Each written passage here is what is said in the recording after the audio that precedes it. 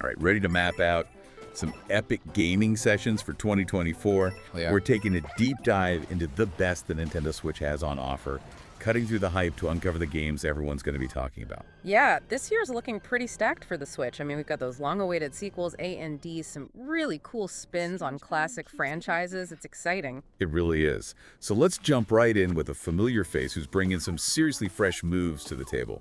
Super Mario Bros. Wonder. Now forget what you think you know about power-ups, because this one, the Wonder Flower, is less about what it does to Mario and more about what it does to the whole darn level. Walls shifting, pipes becoming loopy pathways. It's like playing in a kaleidoscope someone forgot to tell you the rules for. Definitely. And you know what? It actually reminds me of games like Baba Is You, where the line between what's gameplay and what's the environment itself gets kind of blurry. It's cool to see that level of dynamic design making its way into a core Mario title. Keeps even seasoned players guessing. Right. It's classic Mario, but with a twist. And from the glimpses we've gotten, it's packed with those vibrant visuals and catchy tunes we've all come to expect, right? Oh, absolutely. The music has always been a huge part of what makes Mario, well, Mario. And from what I've heard, Wonder totally nails it. Gotta have that nostalgia, but with some new twists to match the gameplay. Sounds fantastic. Music to our ears, literally. But speaking of adventures on a grand scale, we got to talk about the big one, The Legend of Zelda, Tears of the Kingdom. I mean, Breath of the Wild basically redefined what an open world could be, so expectations are sky high. What's got people buzzing about the sequel? Breath of the Wild nailed that feeling of freedom, of exploring this massive puzzle-like world at your own pace. And from everything we've seen so far, Tears of the Kingdom isn't just about going bigger, it's about going deeper. The Whispers are all about a richer story this time around, digging more into Hyrule's history, maybe even showing us sides to these characters we thought we knew. Now that's exciting. I mean, Breath of the Wild's world totally captivated players. I bet the idea of uncovering even more secrets is super intriguing to fans. Oh yeah, definitely. And visually. Get ready, because if you thought Breath of the Wild was stunning, Tears of the Kingdom seems to be on another level. Breathtaking landscapes, incredible detail. There's a certain melancholy beauty to it, judging by the trailers. Can't wait to see it for ourselves. Yeah. All right, shifting gears a bit, let's talk about a game that's been generating some serious buzz. Hollow Knight Silksong. This Metroidvania sequel has been on every gamer's wish list for, well, it feels like forever. Forever, yeah. Okay, so for anyone who missed out on the original Hollow Knight, imagine this. You're dropped into this huge, sprawling world that's all connected, and it's just begging to be explored. Every corner could hold a secret, and as you get further in, you pick up these new abilities that let you reach places you couldn't before. It's the kind of game that rewards you for being curious, for backtracking, and suddenly it clicks, and you're like, that's how I get there. It's so satisfying. Love that. And with Silksong, we're not just getting a new area to explore, we're seeing the whole thing from Hornet's perspective, which, from what I hear, completely changes how you approach those challenges. Yeah, it's not just a cosmetic change. Hornet moves differently, fights differently. She's her own character with her own style. So we're getting new enemies, new environments. The whole thing feels both familiar and like uncharted territory at the same time. Honestly, I think the level design might be even more intricate in Silksong. It's super exciting. From the little we've seen, it looks like they've kept that hauntingly beautiful atmosphere that made the original so special. The art, the music, it's all there. Hollow Knight had such a unique aesthetic, right? And it definitely seems like Silksong builds on that foundation, but adds its own flavor to it. I'm really, really eager to dive into this one personally. Me too. But while we're on the topic of highly anticipated returns, there is a classic coming back in a big way. Metroid Prime Remastered. And I'm emphasizing remastered here because this isn't just a simple port, it's something much bigger. Metroid Prime was, and still is, a masterclass in building atmosphere. It's you, alone, stranded on this alien planet that's beautiful but hostile. And the way the game uses sound, the environment, even those little details like the reflections in your visor, it all builds up this incredible tension. Really genius stuff. And this remaster seems to be all about taking that core experience and updating it, making it feel modern without losing what made it so special in the first place. They're upgrading its graphics, the controls, everything. That's the key, right? Make it accessible to a new generation of players without sacrificing the soul of the original. And you know, from what I've seen, they've knocked it out of the park. The visuals are gorgeous, but that oppressive, lonely atmosphere still 100% intact. Such a great example of how to do a remaster, right? Yeah. And it also shows how versatile the Switch is, right? You can have these massive cutting-edge experiences like Tears of the Kingdom, but also these classic games given a new lease on life. Exactly. It's a really good point. And, we've only just scratched the surface of what 2024 has in store. We've got everything from charming strategy games to those heart-pounding multiplayer showdowns. There's literally something for everyone this year. And that's where we'll pick things up next time. Yeah.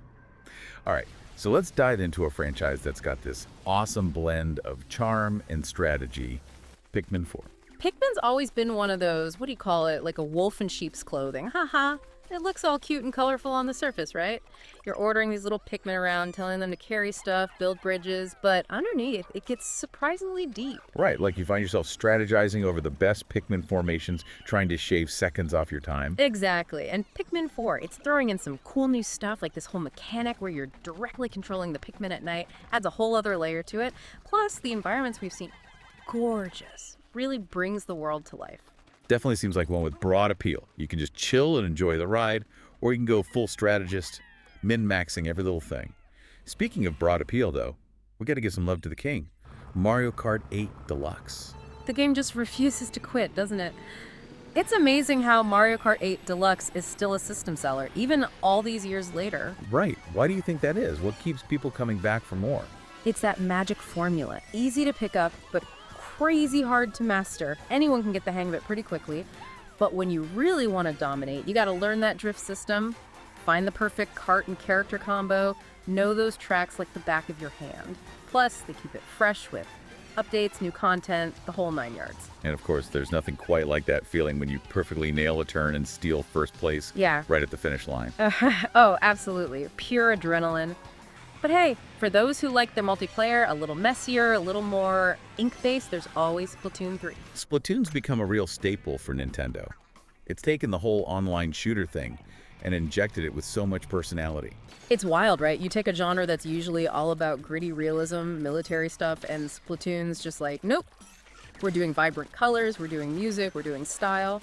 And it totally works. I mean, the focus is on inking turf, not just racking up kills, so it changes the whole dynamic. Exactly. It's fast, it's strategic, you never know how a match is going to go. Plus, the developers have done such a great job building that community around it. The Splat Fests, the events, they keep people coming back for more. Community is huge.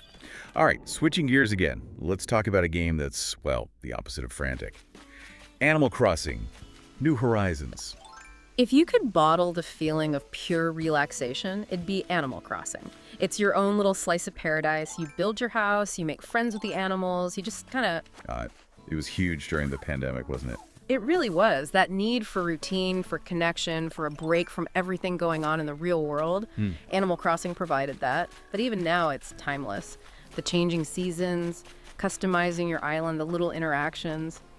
It's just comforting, you know? I get that. All right, so for those who like to exercise their strategic muscles, there's Fire Emblem Engage.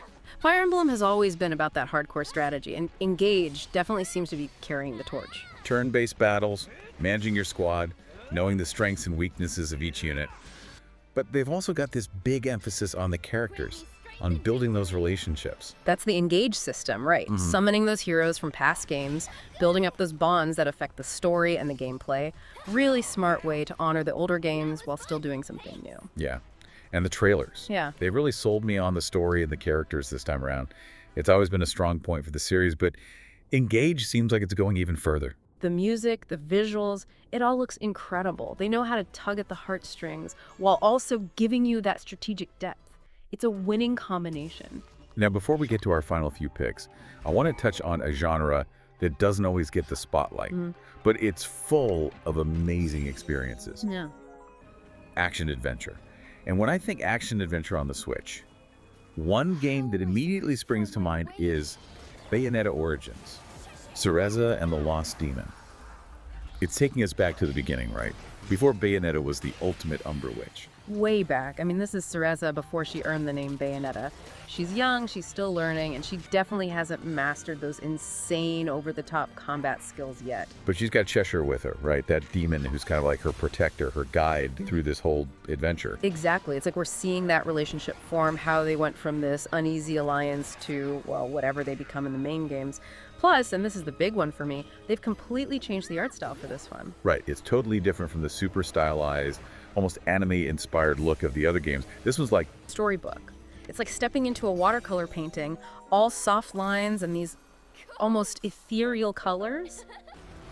It just fits the whole fairy tale vibe they're going for with this one. So we're getting this new perspective on a beloved character, a completely different visual experience, but it's still got that classic Bayonetta action, right? Oh yeah, don't worry. It's a bit more grounded, a bit more focused on those emotional stakes, but you've still got your combos, your dodges, it's all there.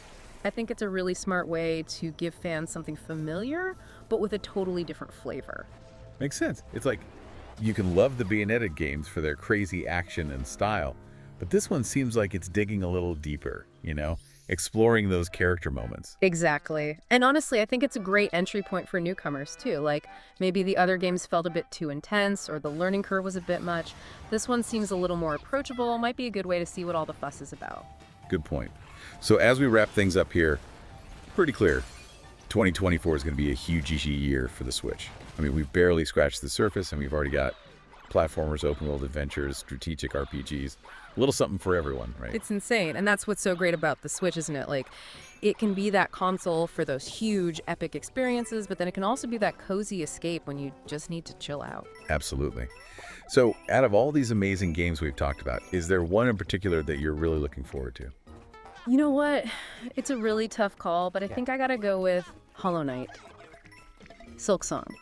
Something about the original just clicked with me, the atmosphere of the world, the challenge of it all. To see that expanded on with a whole new story and a new character to master, yeah, that's got me hooked. I can totally see why. The hype is real with that one. And it shows you a great game can stay with you. You finish it, but you still find yourself thinking about it, wondering what secrets you missed, what those characters are up to. The best ones do that to you. And I think that's a perfect note to end on. Whether it's rediscovering a classic, getting lost in a vast open world, or challenging yourself with some strategic battles, 2024 has something for every type of gamer on the Nintendo Switch. Couldn't agree more. It's all about finding those games that speak to you, the ones that transport you somewhere new, even if it's just for a little while. Well said. All right, everyone, thanks for joining us for this deep dive into the world of Nintendo Switch. Now we want to hear from you. What games are you most hyped for this year and why? Let us know. And until next time, happy gaming.